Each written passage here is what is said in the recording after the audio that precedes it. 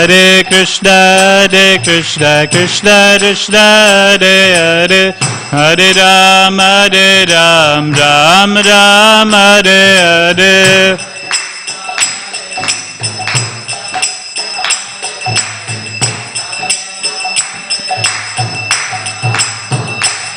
Hare Krishna, Krishna Krishna, Hare Hare Ram, Ram Ram, Hare Hare.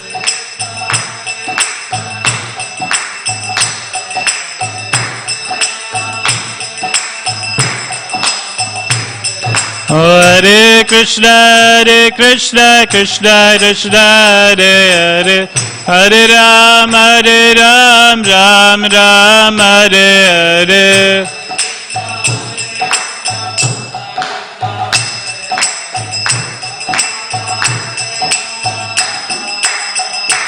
Jaya Radha Gopinata, Radha Gopinata, Shri Radhe.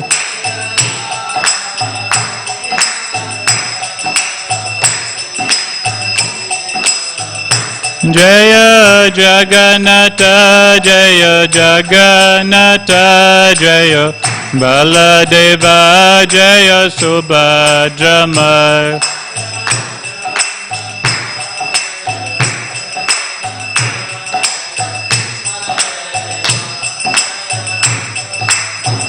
Jaya Gauranitai, Jaya Gauranitai, Jaya Gauranitai, Jaya Gauranitai.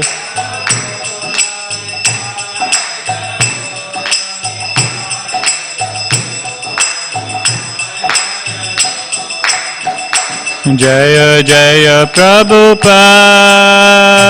Prabhupada, Prabhupada, Jaya Jaya Prabhupada.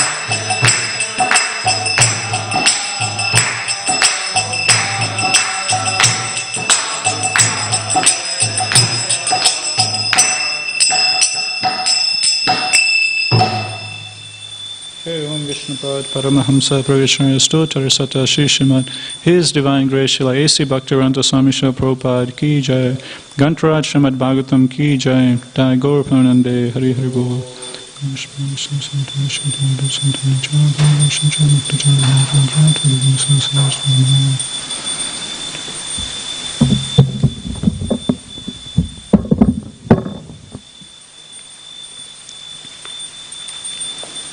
Om Namo Bhagavate Vasudevaya. Om Namo Bhagavate Vasudevaya. Om Namo Bhagavate Vasudevaya. Reading from Srimad Bhagavatam, Canto 3, Chapter number 6, titled The Creation of the Universal Form. Text number 33.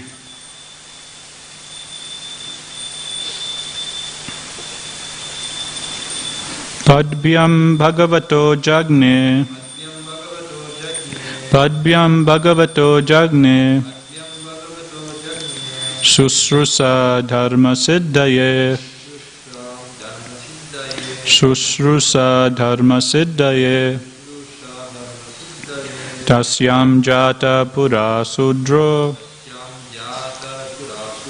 Tasyam Jata Pura Sudro, Yadvritya Tusyate Hari, Yadvritya Tusyate Hari, Padbyam Bhagavato Jagne, Susrusa Dharma Siddhaye, Tasyam Jata Pura Sudro, Yadvritya Tusyate Hari, Padbyam Bhagavato Jagne, Susrusa Dharma Siddhaye, Tasyam Jata Pura Sudro, Yadvritya Tusyate Hari.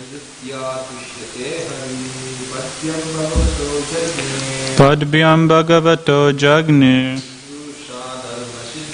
Shusrusa Dharma Siddhaye Tasyam Jata Pura Sudro Yadvritya Tusyate Hari. Padbhyam Bhagavato Jagne Shusrusa Dharma Siddhaye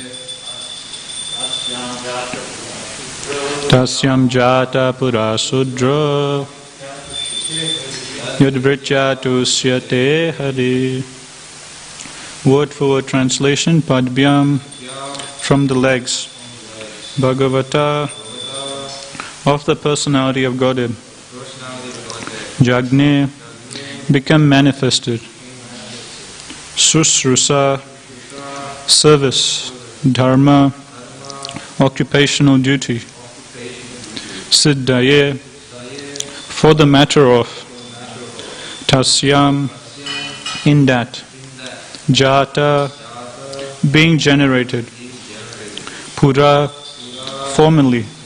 Sudra, the servitors. Yat Vritya, the occupation by which. Tusyate, becomes satisfied.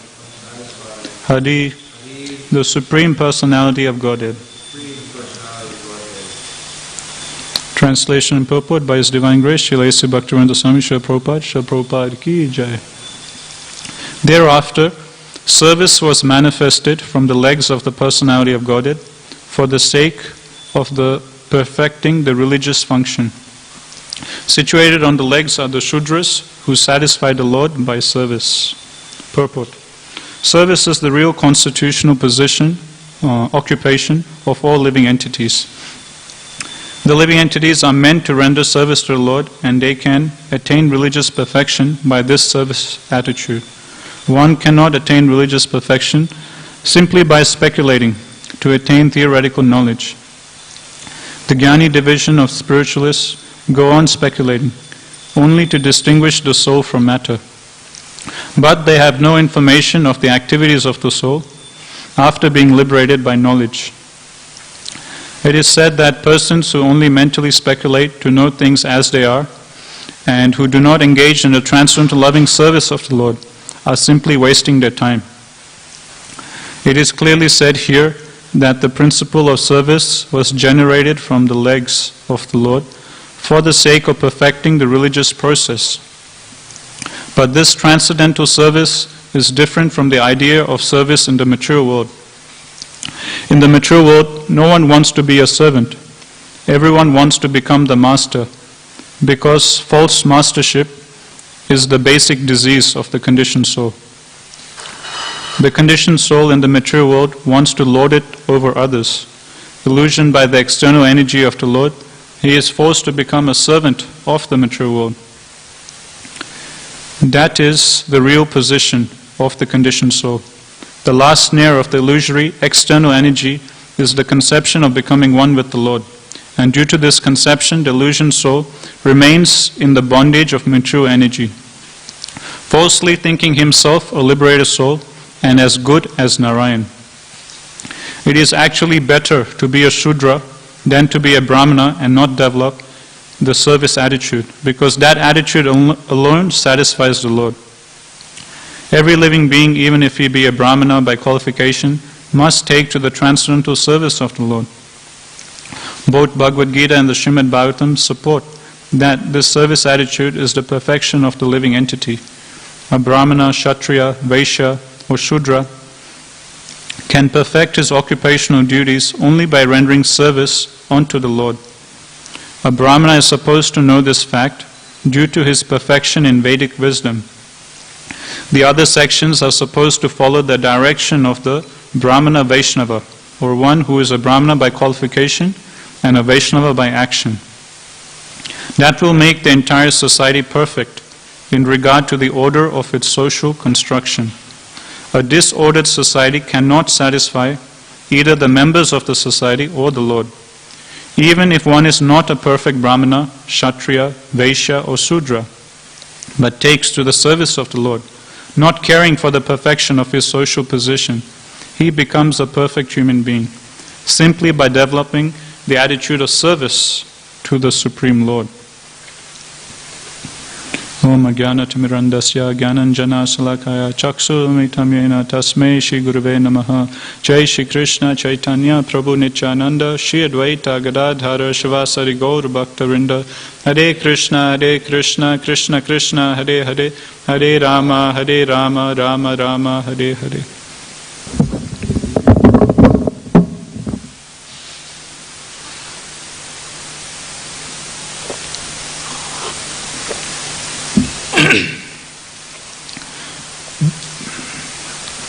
Hare Krishna. So we continue on our discussion from 3rd Canto, Chapter 6, titled The Creation of Universal Form. Today we're reading text 33. I'll just say the translation again. Thereafter service was manifested from the legs of the Personality Godhead for the sake of perfecting the religious function. Situated on the legs are the Shudras who satisfied the Lord by service. So in this chapter, as we've been seeing over the last couple of days, different descriptions are given about the different parts of the universal form or the Virat Rupa. Primarily over the last few days we saw we saw how the Brahmanas, they're situated in the head of the Virat Rupa. Then after that we saw about the Kshatriyas, how they're situated on the arms. Then the Vaishyas are situated around the waist. And in today's text we're hearing how the Shudras, they're situated on the legs of the Supreme Personality Godhead. So, before reading this verse and purport, I was in my mind, because over the last few days we were going sequentially. First we had a verse about Brahmanas, then next came Kshatriyas, then yesterday's verse was about Vaishyas. So then naturally I was thinking in my mind that, okay, today's verse, or the verse I'll be giving class on, will be about Shudras. And in my mind I was thinking, what would Prabhupada talk about in the purport? And as we know in the previous verses, a little bit Prabhupada was discussing about, like for example in the Brahmana verse, Prabhupada was talking about Brahmanas, about Vaishnavas, about spiritual master, and for Vaishyas, Prabhupada again was explaining the duties of a Vaishya, same thing for Kshatriyas, the duties of Kshatriya. And as we all know, the basic duty for Shudras given is that Shudras are supposed to serve the higher classes. So they're the servants, they're supposed to assist the Vaishyas, Kshatriyas and Brahmanas in their duties. So in my mind I was thinking, what would Prabhupada discussed in his purport, and I was thinking in my mind that Prabhupada will just use this opportunity to just focus on how we should all be serving the Supreme Personality Godhead. Because the Shudra's duties is to serve the high classes, and Prabhupada will just take that one word service and just talk about bhakti, how bhakti we should all just serve Radha Gopinath, how we should all engage in devotional service. Then I read the purport, and that's exactly what Prabhupada is doing. He is not going into the details of, okay, what are the duties of a Shudra? The Shudra should do this, Shudra should do that, or Shudra should do this. Instead, he's just taking this one word service, how the Shudra is supposed to render service, and Prabhupada is just going straight into bhakti, how the constitutional position of the soul is to render service to the Lord. And the soul purport, Prabhupada is just dedicating just simply to bhakti, how we should all render service to Supreme Lord. This is topmost. This is the primary thing. Everything else is secondary, Prabhupada's mentioning. And if you look, Prabhupada, he starts talking about this right from the first line of the purport. The first line of the purport, Prabhupada says, service is the real constitutional occupation of all living entities. And then Prabhupada just goes on, that living entities are meant to render service to the Lord, and so on and so forth. Last week, some time ago, it was the disappearance day of Vakreshwar Pandit, and we're discussing one pastime of Devananda Pandit, how he grew up studying Bhagavatam, and throughout his whole life he was just giving Bhagavatam classes. That was his occupation. But his problem was that although Bhagavatam is talking about bhakti, he would never talk about the bhakti aspect of Bhagavatam, but instead he would have a very impersonal, Mayavad kind of understanding of Bhagavatam, and he would preach this impersonal understanding. And right from childhood, he grew up studying Bhagavatam, giving Bhagavatam classes, and then as we know the story goes, Srivas Thakur came into one of his Bhagavatam classes and he was kicked out by his students. He didn't do anything, and because of that he committed offense. But then later, when he saved Vakreshwar Pandit, he got the mercy of Mahaprabhu. At that time when Mahaprabhu was giving Devananda Pandit his mercy, Devananda Pandit, Sincerely, he put forward an honest question that, my Lord, since childhood I've just been studying Bhagavatam and this is all I know, that this is my occupation. My occupation is to just give Bhagavatam classes. But I've been doing it wrongly my whole life. Can you please instruct me in how one should give Bhagavatam class? What is the proper mood, or what are your instructions of a speaker of Bhagavatam? How should one give Bhagavatam class? And then Mahaprabhu instructs Devananda Pandit that both at the beginning, the middle and the end of Bhagavatam, the only topic discussed is bhakti. At the beginning of Bhagavatam, bhakti is discussed. At the middle of Bhagavatam, bhakti is discussed. And at the end of Bhagavatam, bhakti is discussed. There is nothing else in Bhagavatam except for pure loving devotion to the lotus feet of Shri Shri Radha Gopinath. Therefore, when you give Bhagavatam class, therefore when you speak from the Bhagavatam, in the same way, at the beginning, in the middle, at the end of your Bhagavatam class, throughout your whole Bhagavatam class, you should talk about bhakti, bhakti, and only bhakti and nothing else. So that was the only instruction Mahaprabhu gave of what a speaker should do when he gives a Bhagavatam class. And we see Prabhupada exemplifying this mood. Right from Bhagavad Gita we see, when we first read Bhagavad Gita, although the chapter might be about karma yoga, Ashtanga yoga, something unrelated to bhakti, Prabhupada will still, in his purport, talk only about bhakti. In his purport, somehow Prabhupada will change it around and talk about the essence of all the Shastras, which is bhakti, devotional service. In Chaitanya Bhagavad, there's some verses also where Mahaprabhu is instructing his associates that actually all the Shastras, they all simply talk about this one thing, bhakti only. And Mahaprabhu says, if there's a particular book which isn't talking about bhakti, then that book or shastra should be rejected. One should only hear about bhakti. This is the essence of all the shastras. There's even one verse in Chaitanya Bhagavad where Mahaprabhu even says something like, even if the four-headed Brahma, even if he comes and writes some book, but if that book is not related to bhakti, then one should reject that book. In this way, this was Mahaprabhu's mood, that when we come to Bhagavatam, when we read the Shastras, we should just take the bhakti aspect, because that's the essence of all the Shastras. And we see Prabhupada exemplifying this. And we see Prabhupada doing the same thing in today's purport. Prabhupada isn't going down into the nitty-gritties of Shudras, about, their different rules and regulations they should follow. But no, instead Prabhupada is just taking that one-word service and just discussing or diving deep into how it is the duty of every conditioned soul to render service to the Supreme Lord. So that's the main theme of today's purport. It's mentioned in this last couple of verses we've been seeing about the different parts of the universal form. We've been talking about the different, first we saw the Jnana Indriyas, then there's the Karma Indriyas, the working senses, the knowledge acquiring senses, then there's mind, intelligence, and all these different senses, subtle senses that living entities have, they're all, according to Shastra, they're all tools given to us to be engaged in the service of the Lord. Because the creation of these different senses, the elements needed to create these senses, that's coming from Krishna. As Krishna explains in Bhagavad Gita, Bhumi Rapo Nalavaya Kammana Buddhirevacha Ahankaram Itiyamme Bhina Prakriti Astada. That earth, water, fire, ether, mind, intelligence, false ego, these are all my mature energies. And this is all my energy, Krishna is saying. So all of our senses in the body, they're all, first of all, we didn't create this body. And secondly, the elements to create this body is not coming from us either. The elements by which this body or our senses are made is coming from Krishna. And secondly, okay, the elements are coming from Krishna, but did we take these different elements and make this body? No. Again, in Krishna in Bhagavad Gita, he says that I, through my energy, Maya, Yantra Rudrani Mayaya. So this human body, or this body that the conditioned soul has, is like a yantra, a machine, which is created by my energy, Maya or Durga Devi.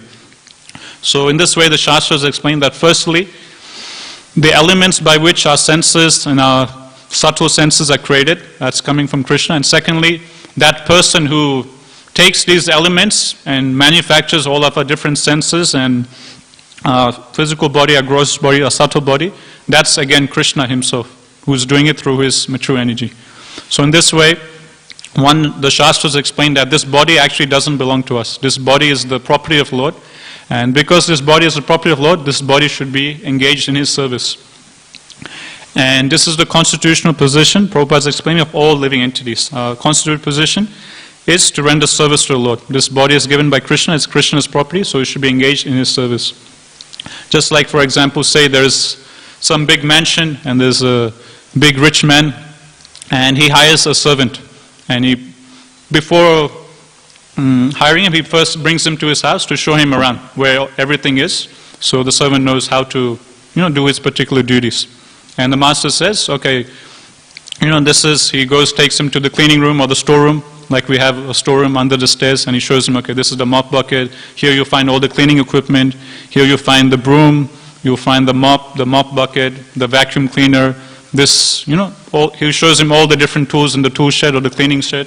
Then the master takes him to the kitchen and shows him, okay, this is our kitchen, this is the stove where you can cook, these are the utensils, these are the pots, this is the fridge, all the bhoga you need to cook for me and my family are here. You can use this bhoga, you can use these different instruments. Like this, the rich man or the master of the house, he takes the servants around and he shows him different parts of the house. And he shows him different tools that the servant can use to do his particular service. And the master says, okay, this is all the different tools and equipment in the house. Now you use this and you do your particular duties. And don't worry, you'll get paid, we'll take care of you. And this day the master goes. Now, if the servant, after the master leaves, his particular duty or his constant position is to use whatever tools are in that facility to render service to the master and his family. But instead, if he just takes those tools and if he goes to the kitchen, goes into pantry and just starts taking all the bhoga and just starts eating for himself, or just starts cooking pizza and pasta for himself, enjoying, and not cooking for his master, then one would think that this servant is very unfaithful, or one would reject that servant, call that servant a rascal. If he starts using the different tools in the kitchen or the different tools in the tool shed, the cleaning equipment, instead of using that to clean the house, if he just uses that to just trash the house and just does his own thing, then that servant will be condemned. In the same way, just like the servant is going to a house and there's different tools that the servant is supposed to use in the service of the master, in the same way the Shastras explain, that these senses that we have, they're all different tools given to us by the Lord, and these are different tools which are meant for us to use in Krishna's service. If we use these tools in Krishna's service, then that is the perfection of our human form of life, and in that way we'll be happy. If the servant uses the different tools in the cleaning room to clean the house nicely, if the servant uses the different tools in the kitchen to cook nice food for the family, then the master will be satisfied, and the master will take nice care of the servant, and the servant will also be satisfied. So in this way, this is especially discussed in the start of second canto, Sukadeva Goswami. Actually, I think it's the sages in Naimisharanya or Sutta Goswami. They give a nice series of verses explaining how all the different senses of the Lord, they should be engaged in the service of the Lord. For example, it's said that those ears which aren't engaged in hearing about the glories of the Lord, those ears are just as good as the holes in the head of a snake. And that tongue which isn't engaged in glorifying the Supreme Lord, that tongue is just as good as the tongue of a frog. In this verse, actually, there is a word used in the Sanskrit called asati. And in the purport of this verse, Prabhupada explains, asati means unchaste. And Prabhupada even goes on to say, unchaste like a prostitute. And Prabhupada further elaborates in this purport by explaining that these senses that we have, again Prabhupada explained the same thing, these senses are meant to be engaged in serving the Lord. These eyes are meant to be taking darshan of the Lord. The tongue is meant to serve the Lord by glorifying Him, chanting His glories, chanting His holy name. The ears are supposed to be engaged in serving the Lord by hearing about His glories. And if a human being, if a soul doesn't engage his senses in serving the Lord, then Prabhupada is explaining that in this verse, the sages Naimisharanya or Sutta Goswami, they're explaining, then that sense is considered to be just like a prostitute. Just like a wife's duty is to serve the husband or the swami or the master. If the wife, instead of serving the master, goes elsewhere and serves another man, then that wife is considered unchaste and to be just like a prostitute. In the same way, Prabhupada is explaining that if our senses aren't engaged in serving the Lord, because Krishna is actually the master of the senses, if we aren't engaging the sense in serving Him, then that particular sense becomes unchaste. That particular sense becomes just like a prostitute. In this way, the sages of Naiminshara, they explain about the importance of engaging all of our senses. So we should, in this way, take it to our heart and be chaste to Radha Gopinath. Being chaste to Radha Gopinath means that whatever we have in our possession, our sense of smell, our sense of touch, our sense of hearing, our sense of sight, our mental capacity, the capacity of intelligence, whatever tools that we have in our possession, all those tools should be engaged in His service. If these tools, instead of being engaged in His service, are used in the service of our sense gratification, then according to Bhagavatam, we're being unchaste to Gopinath. According to Bhagavatam, we're acting just like prostitutes. Now, with this purport, Prabhupada is explaining another nice thing. Prabhupada is saying here that generally speaking, if you go to the second paragraph of this purport, Prabhupada is explaining, in the material world, rendering service or being a servant is looked down upon. In the material context, in the material world, someone who's a servant is someone very low, someone very fallen, and we have a very negative perspective about that person. That this person, he must not be enjoying life, he'll be unhappy. The master of the house will enjoy more, and he'll just give him a little bit of money, a little bit of food. Whatever remnants is left over, the servant will get. And it's not such a nice position to be a servant or to be a slave, and so on and so forth. But Prabhupada is explaining here in the purport that this transcendental service, or this service of us engaging in service to Krishna, is not like the service of this material world. It's different.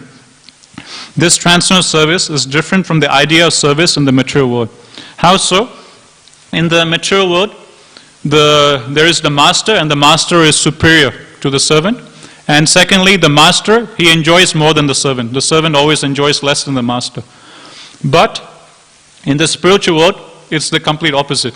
When we read the Shastras explain, Bhagavatam, Chaitanya Charitamrita explains, that in the spiritual world, it gets turned around. Instead of master being greater than the servant, the master, or Krishna, he voluntarily takes a subservient position to his own devotees, to his own servants. And secondly, instead of the master enjoying more than the servant, again, the role gets switched, and the servant, he enjoys more than the master. So in this way, Prabhupada explains, the Shastras explain, that this idea of service in the spiritual world is not like the idea of service in the material world. In the material world, the master is always greater. The master is always the boss, and he's always greater than the servant. And secondly, the master always enjoys more than the servant. But in the spiritual world, Krishna, he voluntarily takes a subservient position to his own servants, to his own devotees. And secondly, it's explained in the Shastras that Krishna's devotees, Krishna's servants, they enjoy much more than Krishna enjoys himself. In CC, there are verses explaining this, how Srimati Radharani, the gopis, Krishna's devotees, they enjoy much more than Krishna himself. And that's why Krishna, he comes as Mahaprabhu to enjoy this bliss that his devotees experience. Because Krishna is the supreme enjoyer. And if he is the supreme enjoyer, then he must be enjoying the most, or he must be enjoying the maximum. But Krishna is observing that all of his devotees, all of the Vrajavasis, the gopis, Srimati Radharani, they're all enjoying much more than him.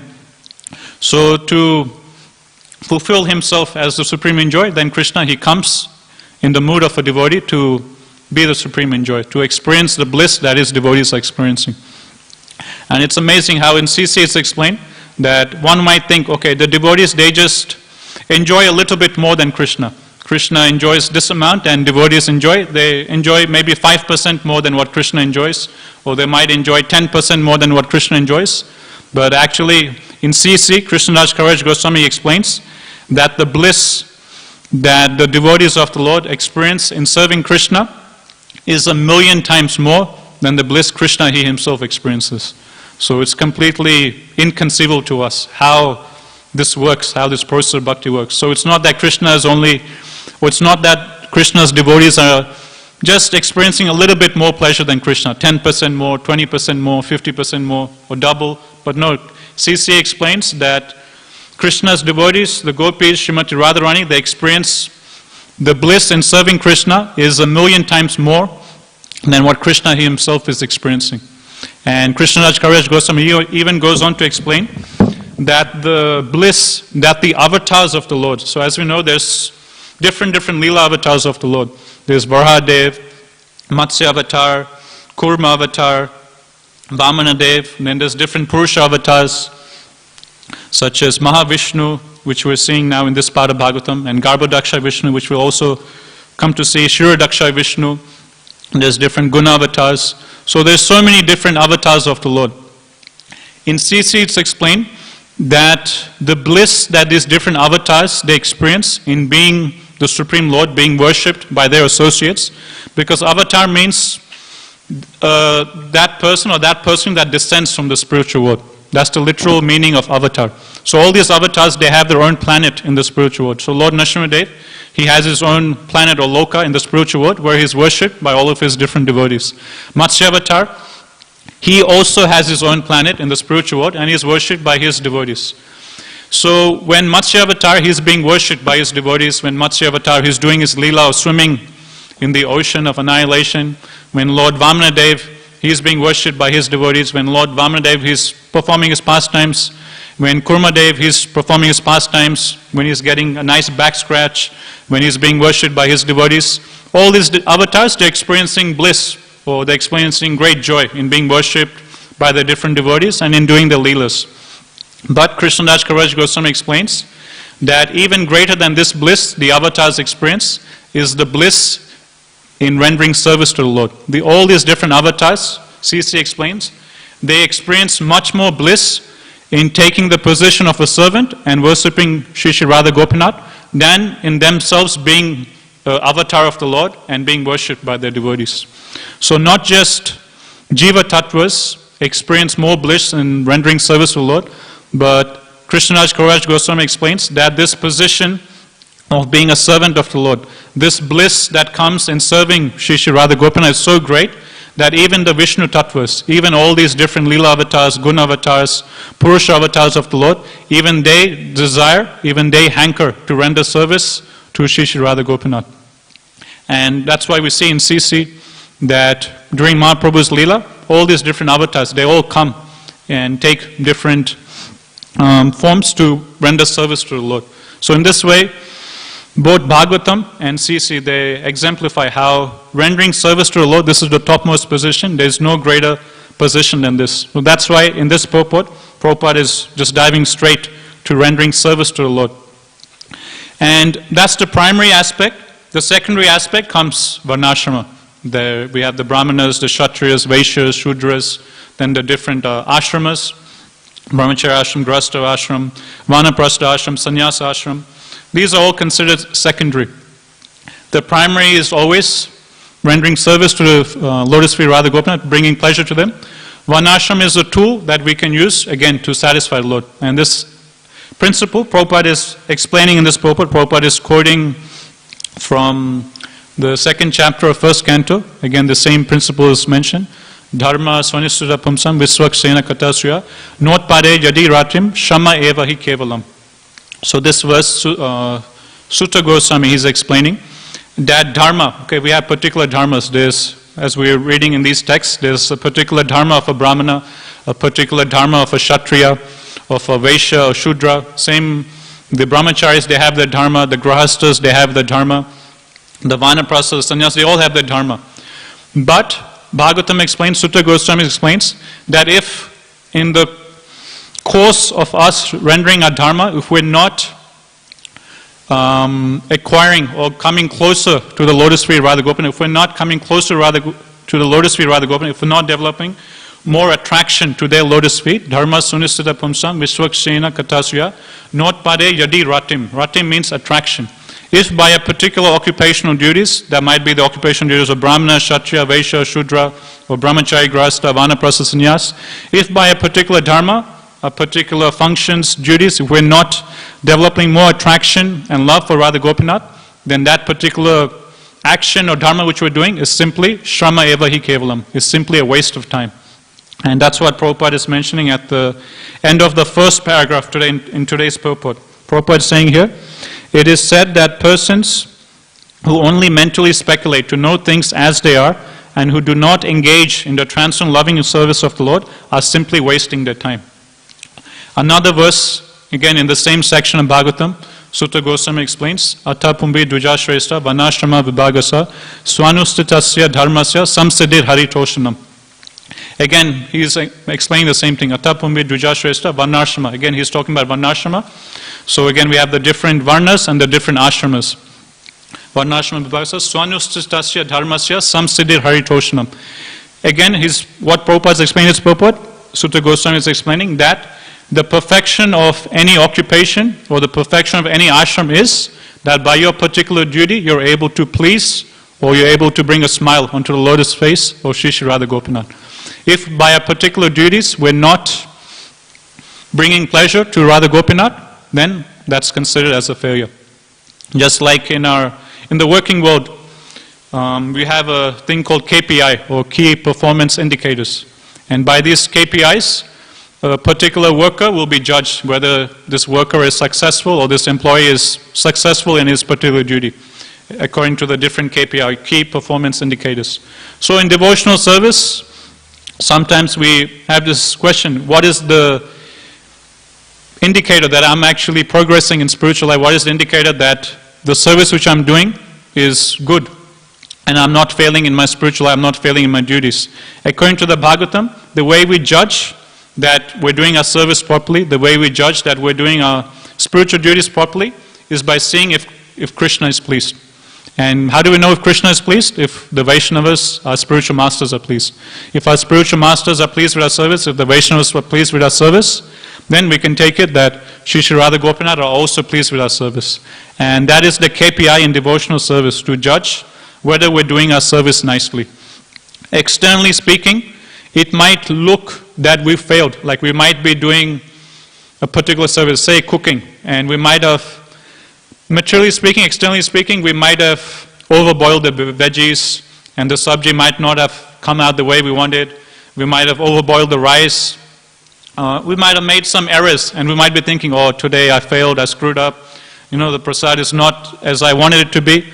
And then we serve the prasad. But still, if the devotees are satisfied, the devotees are happy in our attempt, that don't worry, Prabhu, you just knew, you're just starting. Thank you for taking the time out to cook.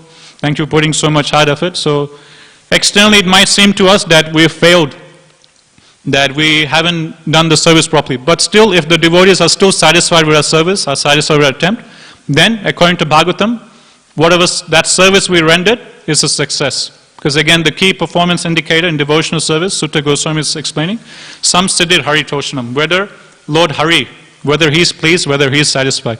If Krishna is satisfied, Krishna's devotees are satisfied, even though externally we might be failing in our attempt, we can take it that we're successful. And this is the conclusion of the Shastra, and this is what Prabhupada is explaining. And Prabhupada, even in the last paragraph of this purport, Prabhupada is explaining another amazing thing. So in the first line of the last paragraph of the purport, Prabhupada is explaining that it is actually better to be a Shudra than to be a Brahmana and not develop the service attitude, because that attitude alone satisfies the Lord. A few classes ago, when Ghanshyam Prabhu was giving, I think on Friday, he was talking about, the verse was talking about Brahmanas, and Prabhu was talking about the duties of a Brahmana, and he was also talking about position of Brahmanas and Vaishnavas, and where a guru comes in. And Ghanshyam Prabhu was explaining that in terms of hierarchy, first we have the Brahmanas, then higher than the Brahmanas, we have the Vaishnavas. Then higher than the Vaishnavas is the Vaishnava Guru. So a Vaishnava, he is considered to be superior to a Brahmana, because a Brahmana, he can be a non-devotee. A Brahmana can be an impersonalist. As Prabhupada is explaining, that Brahmana, in today's verse, Prabhupada is saying, a Brahmana, he can be a jnani, he can just be engaged in mental speculation, and he can be a abhakta, he could be a non-devotee. So in this sense, a Vaishnava is considered greater, because a Brahmana, an impersonalist Brahmana, he will only have knowledge of the impersonal Brahman, whereas a Vaishnava, he has knowledge of Bhagavan, Paramatma, and Brahman. So Vaishnava is greater. Then higher than the Vaishnava is the Vaishnava Guru. A Vaishnava who is qualified to make disciples all over the world. And Prabhupada, he is explaining here that if someone is a Shudra, but if he is a devotee of the Lord, then he is much greater than a Brahmana, who is a non-devotee. or who isn't engaged in serving the Lord. And the same thing is mentioned in Prahlad Maharaj. He explains the same thing in the 7th canto of Bhagavatam. In his prayers to Lord Nrsimhadev, in one verse, Prahlad Maharaj, he's telling Lord Nrsimhadev about the position, the greatness of the position of his servants, of his devotees. Prahlad Maharaj says that someone might be a very prakar brahmana, following all the rules and regulations perfectly. Prahlad Maharaj mentions there's 12 different activities that a brahmana must do. And he says that someone might be a prakar brahmana ticking all the boxes of the duties of a brahmana. But if that brahmana is not rendering service to your lotus feet, Lord Nrsimhadev, then much greater than that brahmana is even a dog eater. Is even a dog eater who has become a devotee and who is serving your lotus feet. Such a person born in the family of a dog eater, not only does he purify himself, but he purifies many generations. He purifies his family and many generations of his family. On the other hand, this brahmana who is very pakka in following all the rules and regulations of Shastra, but who is averse to serving your lotus feet, what to speak of purifying his family? He can't even purify himself. In this way, Prahlad Maharaj, he offers this very beautiful prayer to Lord Nrsimhadev. Same thing Prabhupada is saying here, that externally speaking, in terms of the mature division, someone might be very low in the Shudra category, but if he's a devotee of Radha Gopinath, he's much better than a brahmana who's not a devotee. What to speak of Shudra? Prahlad Maharaj is saying, someone can be outside of the Varnashrama system. Someone can be a swapacha, someone can be a dog eater. What to speak of being in the Varnashrama system, being a Shudra? Someone can be completely low grade, be a dog eater, but if he takes to bhakti, then he is much more elevated than a brahmana in society who is not a devotee of the Lord. There is another verse in the Shastras, Bhagavad Bhakti Hinasya Jati Shastra Japastapa Apranasya Dehasya Mandalam Loka Ranjanam. This verse again explains that Bhagavad Bhakti Hinasya, if someone is averse to the principles of Bhagavad Bhakti, if someone rejects the principle of Bhagavad Bhakti, or someone rejects the principle of serving Shri Shri Radha Gopinath, then Jata Shastras Japastapa, then his so-called high birth, he might be having a very high birth in a very elevated Brahmana family, elevated royal family, so on and so forth. His so-called high birth, Jati, Shastra, his so-called knowledge of all the Shastras. He might be very learned in the Shastras and know a lot of slokas and know everything in and out of the Shastras. Japas, he might be very expert in chanting mantras. And Tapa, he might be very expert in doing all sorts of tapasya and austerities. Because he is averse to the lotus feet, or is averse to the principle of bhakti, then his so-called high birth, his so-called study of the Shastras, his so-called austerities and penances, and his so-called Jati, Shastra, Japas, and his so-called chanting of Vedic mantras are all useless, just as the decorations of a dead body. This verse explains. So just like there's a dead body, and people, they come just for the sake of pleasure, they start decorating the dead body with all sorts of ornaments and different things. And is there any value to decorating dead body? No, the body is dead, the soul has left. What is the value? So in the same way, this verse of the Shastra explains that all of these different good qualities that a person might have, like good learning, high birth, austerities, tapasya, and so on, these are all useful only if one is a devotee of the Lord. Only if one engages in the service of Radha Gopinath, then these things or these good qualities have some value. If one is not a devotee, then all these different things are just as good as decorations on the dead body. So in this way, the Shastras are very heavy when it comes to those who are devotees and those who are not devotees. And there's another verse in 3rd canto of Bhagavatam, Mother Devahutri, she recites this prayer to Lord Kapila Dev. Oho bata swapachoto garyan yajjivagre vatate nama tubhyam tepus tapastetu juhuvas nasraya brahmanuchu nama granante yete. So in this verse, Mother Devahutri, she is again saying to Lord Kapila Dev that Oho bata, that how glorious are your devotees of the Lord. Even these devotees, they might be a swapacha. Again, the same thing is used, that even they might be a dog eater. Outside of the Varnashram system, outside of Brahmana, Kshatriya, Vaishya, Shudra, completely degraded. Even though they might be a swapacha, even though they might be having such a low birth as a swapacha, if they take to chanting the holy name of your Lordship, even if once they utter one name of your Lord, then these persons are considered to have studied all the Shastras They consider to have done all fire sacrifices. They should be considered to have done all tirthas, or taking bath in all the holy places of pilgrimage. And they should be considered as the best of Aryans and the best of all Brahmanas. So in this way, Mother Devotee, she again reciting the same thing to Lord Kapila in her prayer. In the purport to this verse, Prabhupada, he says that he highlights one verse, word in this verse. Prabhupada explains that in this verse, Mother Devotee is saying, Aho bhata so pachota garyan, jajji vagre vatate nama tubhyam. Prabhupada says the word used is nama. And Prabhupada says nama is a singular word, and nama means just one holy name. And Prabhupada goes on to explain that Krishna is so merciful that even if someone just chants just one holy name of the Lord, then immediately he is purified. If he just chants one name of the Lord, offenselessly, Prabhupada explains, he is immediately purified of all of his sins, and he is considered to be greater than Brahmanas and all others.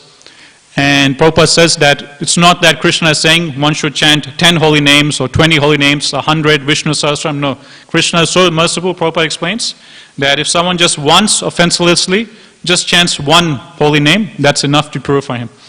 And Prabhupada, he explains in the purport to this text that someone might think that, how is this possible? That someone is a dog eater and just once offenselessly he just chants one holy name, Krishna or Rama or Vishnu, and he's immediately considered to be greater than all Brahmanas. He's immediately considered to have done all fire sacrifices. How is it that just by chanting once he's considered to be studied all the Shastras, done all Tirtha?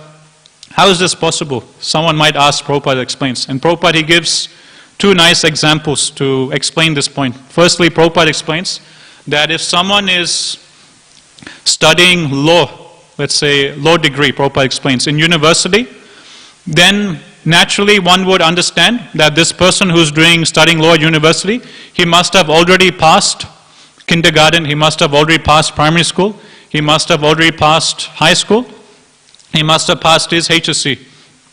So just like a graduate student of law studying at university is already assumed to have studied all of these other things, in the same way, the end goal or the conclusion of all the Shastra is to render service to the Lord. And if someone is engaged in service to the Lord, then again he should be considered to have done all of these other side things, such as studying this, doing all these rituals, going to this place of pilgrimage, doing fire sacrifices, this, tirtha, that. He should be considered. Another example Prabhupada gives, just like a judge in law court. If someone is sitting in the position of a judge in a law court, then that person should be considered to have more knowledge than the lawyers in that assembly, and that person should be considered to have more knowledge about law than the students of law in a university. So just like someone who's sitting in the position of a judge in a law court, he's automatically assumed to have more understanding, complete understanding of law than any of the lawyers present and to any of the students of law in a university. In the same way, Prabhupada explains, someone who's sitting in the position of rendering service to the lotus feet of Sri Sri Radha Gopinath, he should be considered to be more learned, more intelligent, and have more knowledge and understanding of the essence of the Shastras than anyone else in society, than the Brahmanas and Jnanis and the Yogis. So in this way, Prabhupada gives two nice analogies explaining this point about how a devotee, just by taking to the service of the Lord, he immediately should be assumed to have done everything else. He should be assumed to have studied all the Shastras, done all austerities, penances, taken bath in holy places of pilgrimage, and he should be considered as the best of Aryans. So in this way, the position of the devotee of the Lord is again and again emphasized, highlighted, and glorified. There's one beautiful pastime in 9th canto of Bhagavatam. Again, how this principle is again explained in the story of Maharaj Ambarish and Durvasa Muni. So as you know, the story goes, Maharaj Ambarish, he was following the vow of Ekadasi for a whole year. And it's mentioned towards the end of his Ekadasi Vrata, he was in Vrindavan, he was in Madhuvan forest, and he was engaged in worshipping his deities, Sri Sri Radha Gopinath. And while he's engaged in worshipping his deities in Madhuvan, in Vrindavan, it's given that at that time Durvasa Muni, he comes. And before this, a series of beautiful verses are there glorifying the position of Maharaj Ambarish. There's one nice verse which explains that although Maharaj Ambrish, he had so much wealth and opulence, he was like the king of the entire world, he had so much under him, but from his viewpoint, he saw all of his wealth as completely insignificant, and he saw it just as valuable as a stone. We see in Gita in chapter 5 or chapter 6, Krishna, he uses a similar analogy that for the yogi, he sees gold just as equal to a pebble or a stone. And I was thinking about this point, what does it mean that devotees, they see all their possessions as just like stone or pebbles on the ground? And I was thinking about this, and it's not that when the Shastra says that devotees, they just see all their possessions as insignificant and they just see it as just as good as stones on the ground, that they neglect their possessions. But this analogy is used to show how devotees, they're not attached to these possessions. So it's not that, okay, we have a car, we have a house, and we have so-and-so nice possessions. It's not that, okay, we see them all as stone means that we just neglect them. We don't take care of a car nicely, we don't take care of a house, we don't take care of our children, this and that. That's not the purport of seeing everything just as good as stone. Seeing everything as stone means that one isn't attached. So just like if we have a stone, and that stone is taken away from us, we don't lament that, oh no, my precious stone is gone. No, it's just a stone. We don't lament that the stone is gone. So in the same way, the Shastras explain that these devotees of the Lord, they have so much wealth and opulence, but they don't neglect them, they use all of that in Krishna's service. And this context in which this stone analogy is used is in the sense that they're not attached to it, which means that at any time, these possessions can be taken away from them, but they won't lament. Just like we see in the position of Bali Maharaj. He was the master of the three worlds. And just in a second, he immediately surrendered everything to the lotus feet of Lord Vamadev. He wasn't attached even a single bit to whatever he had. So in this context, this stone analogy is used. Same thing we see with Bharat Maharaj. Again, he was the emperor of the whole world. And Bhagavatam explains that just in a moment, he gave up all of his wealth and opulence just as one passes through. So just like one goes into the bathroom and just passes through and just goes out and he doesn't have a second thought about what he just did. In the same way, Bharat Maharaj, with that detachment, he just completely gave everything up. So in that context, this analogy is used that these great devotees, they have so much wealth and opulence, but they're not attached to it. They see everything as gifts of the Lord, and if somehow these things are taken away, they don't lament. They just see, okay, Krishna has given this to me, I use it in his service. If Krishna takes it away, okay, he takes it away. It's not mine in the first place. These are all Krishna's property. So this is the mood of the devotees. So in this way, there's one nice verse describing the glorious Maharaj Ambrish.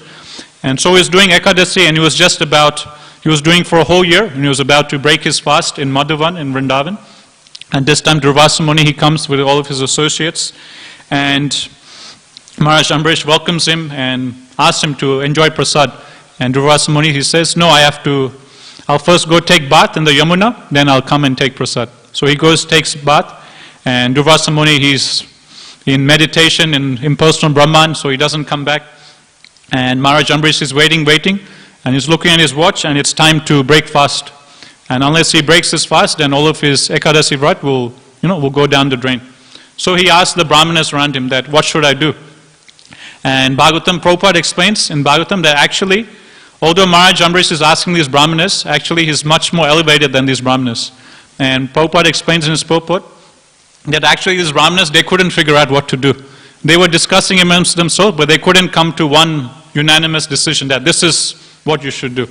And Prabhupada explains that actually Maharaj Ambrish, he himself comes with the solution, and he offers the solution to the Brahmanas that this is what I think I should do, that maybe I just drink a little water and break my fast. And by this, in one hand, it will be considered like I broke the fast. On the other hand, it will be considered I didn't break the fast. Because drinking water, it can go either way. So in this way, Prabhupada explains that Maharaj Ambrish was actually much more elevated than these Brahmanas. And he himself comes with a solution, but before going with that, he just gets a second opinion of these Brahmanas. And his Brahmana says, yes, that's a good idea. You should do that. So that's what he does. Durvasa Muni comes. As we know, the story goes. He gets angry. Prabhupada explains that actually Durvasa Muni was very envious of Maharaj Ambrish. He was thinking that, I'm such a great yogi, I'm a Brahmana, and who is this Maharaj Ambrish? He's just in terms of Varnashrama, he's a Grahastha, and I'm a Brahmana. And he's just an attached householder, and I'm such a great yogi having so much mystic powers. But wherever I go around the world, around the universe, everyone's talking about the glories of Maharaj Ambrish. How come? So Durvasa Muni had this envy towards Maharaj Ambrish. And Prabhupada explains that the nature of envy is such that one starts finding fault with the person he's envious of. Even though that person might not be at fault, one will still start concocting different faults in that person. And that's what Durvasa Muni was doing. That because he was envious of Maharaj Ambrish, even though Maharaj Ambrish wasn't at fault, because of that envy, it blinded Durvasa Muni, and he found fault with Maharaj Ambrish's actions, although he was faultless. And then finding that fault, he took that as an excuse to just see, okay, you did this wrong, now I'm going to chastise you.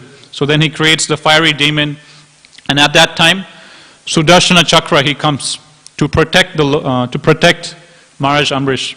And in the purport to this verse, Prabhupada explains that we shouldn't think that this special protection of the Lord for his devotees is only available to his pure devotees. Sometimes we think that, okay, Krishna's protection is only for pure devotees like Prahlad Maharaj. Okay, Prahlad Maharaj, who was a pure devotee, Lord Nrsimhadev came for his protection. Maharaj Ambrish is a pure devotee, so Sudarshana Chakra came for his protection. But what about me? I have so many material desires, I'm not really a devotee, I'm just a struggling neophyte. Will Krishna really protect me? Probably not. I think it's only for pure devotees Krishna gives special protection. But in the purport of this verse, Prabhupada explains that right from the beginning of a devotee's spiritual life, Krishna's protection is there, right from the neophyte stage. In this way, Prabhupada gives us assurance that we shouldn't think that only when we come to the elevated stage of bhakti, Krishna's special protection will be there. No, Prabhupada explains, right from the beginning stages of bhakti, right from our struggling neophyte stage, right from day one when we start chanting Hare Krishna, from day one, Krishna's merciful protection is there with the devotee. Krishna immediately, he accepts us as his devotee. So Sudarshan Chakra comes, and as we know the story goes, Durvasa Muni, he goes running all around the universe, seeking help, seeking protection. No one is able to give him help. He goes to Brahma. Brahma says, how can I help you? Me and all the demigods, we bow our heads to the lotus feet of Radha Gopinath, seeking orders, seeking instructions. My Lord, what service should we render unto you? My Lord, Brahma says that Vishnu is so great that just by the twitching of his eyes, he destroys the whole universe. What power do I have in comparison to him? I can't help you. He goes to Shiva. Shiva says that my potency, Brahma's potency, all the demigods' potency, they're completely insignificant in comparison to the potency of Lord Vishnu. Vishnu is so great that just by his will, he's creating millions and millions of universes, and he's annihilating millions and millions of universes. So how can my potency, how can Brahma's potency compare with him? So I can't help you. Then Shiva instructs him to go to Vishnu. Then he goes to Vishnu. Then here's the key point, which is in relation to today's verse. Then he goes to Vishnu, and then again he's thinking, okay, Vishnu is the Supreme Lord, everyone's pointing the finger to Vishnu, now Vishnu will get protection. But again, Vishnu tells him that again, I'm not the Supreme Lord, actually there's someone even greater than me. Vishnu tells Durvasa Muni that even greater than me are my devotees. Although the Shastras say that I am independent, actually I'm not independent. I'm completely under the control of my devotees. So in this way, Vishnu starts instructing him that, okay, everyone is saying I'm the greatest, but you should understand, even greater than me are my devotees. And although Shastras say I'm Swarat, although Shastras say I'm independent, actually I'm not independent. Actually I'm completely under the control of my devotees. In the purport to this verse, Prabhupada explains, how is it, or why is it that Krishna comes under the control of his devotees? Prabhupada explains that the one quality which wins over Krishna's heart, by which Krishna comes under control of his devotees, is the fact that Krishna's devotees have no material desires. Because Krishna's devotees have no material desires, Krishna completely comes under their control. And Vishnu tells Durvasa Muni that what to speak of my devotees, even the devotee of my devotees are extremely dear to me. Prabhupada translates as extremely dear. So we might think that, okay, pure devotees, they're very dear to Radha Gopinath. Pure devotees, they come under